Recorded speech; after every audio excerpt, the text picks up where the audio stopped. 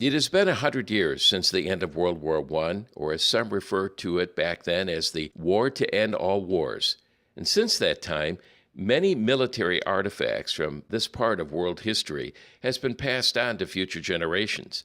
Many of these artifacts still exist today, although due to time and age, some of these are a bit worn.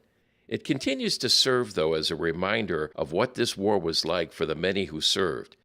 Terry Engelhardt inherited some of these World War I artifacts from his wife's grandfather, who served in the U.S. Army's 341st Artillery. And this includes an old military helmet and even a gas mask that was used by Private Herman Draeger during the war. It was issued in July of 1918, so that's 100 years old now. I have his helmet here with his patch painted on it. That red in the center designates he was in the artillery. And then I also have his books from his unit history and from his Battery F of the 341st Artillery. And I have some little newsletters that were printed on the ship when they were bringing the soldiers home, telling different things that were going on the ship, which are really cool. Although the best of all is what Terry refers to as a World War I version of a cell phone, which is actually an old-fashioned flag kit. These signal flags were used to communicate between various units, although they were not used in trench warfare.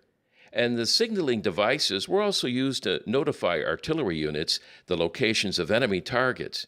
Terry's also a Vietnam veteran himself, and he's used these military items to show others, especially the next generation, of what life was like for the many who served in the U.S. Army and other branches of service during past conflicts. Now, this includes showing his extensive patch collection from different branches of service. Terry says what fascinates him the most about his patch collection is the origins of some of these patches and what they represent.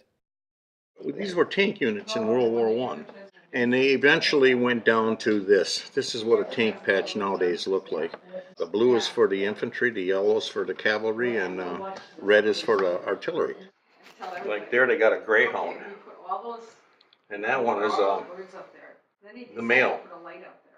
And then there's another one with a chicken on it, and that's ambulance. So, you know, it's how you wonder how they came up with some of these. This one here has got like a dodo bird on it with railroad tracks, and that's a railroad unit. I just like to get kids interested in the military patches and honoring our fallen soldiers and our veterans. And I just happen to get asked to go to this ceremony every year put on by a group of homeschooled kids. And I put on a display for them, and then at the end of the event, I always pass out patches for them to keep, and they just think that's the coolest thing.